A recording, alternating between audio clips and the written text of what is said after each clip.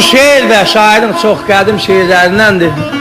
Bu da mənə cavanlığımı, gəncliyimi, cavan vaxtlarımı xatırladır. Hardasa olardı əsgərlikdən təzə gəlmişdim, 21-22 yaşında. Yataqxanada saç salırım, pəncərə də açıqdır. Bir də gördüm qapı döyüldü. 2 nəfər kişi dayanıbdı qapının ağzında, qara bığ, qara saç, qara tel belə döydü onda Ziyəddin. Hə bəs buyurun keçin çayır, saç salan sənsən mi? Dedim hə mənəm. Tanış olduq.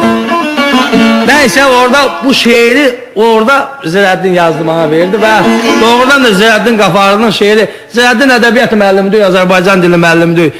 Ziyəddin Qafarlı öz eşqinin, öz ilhamının, öz təbinin şairidir. Məni bu binədən ötürsən gəlib haqlıyam o köçü ay çolan əmi. Nə kərəm döyləm, nə də ki qəribə yar deyib ağlayam, ay çoban əmi.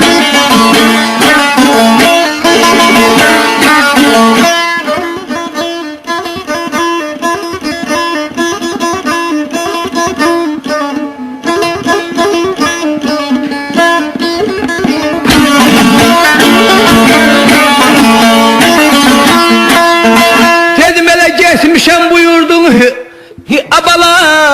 ama bala meyhanından çıxıb və gəlmişəm bir dərdinə, o adından çıx, o adından çıx, o adından çıx.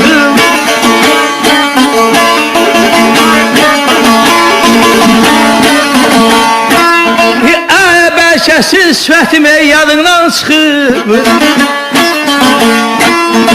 Bəlkəsiz sifətim yadından çıxıb, mən baxdı bağlayan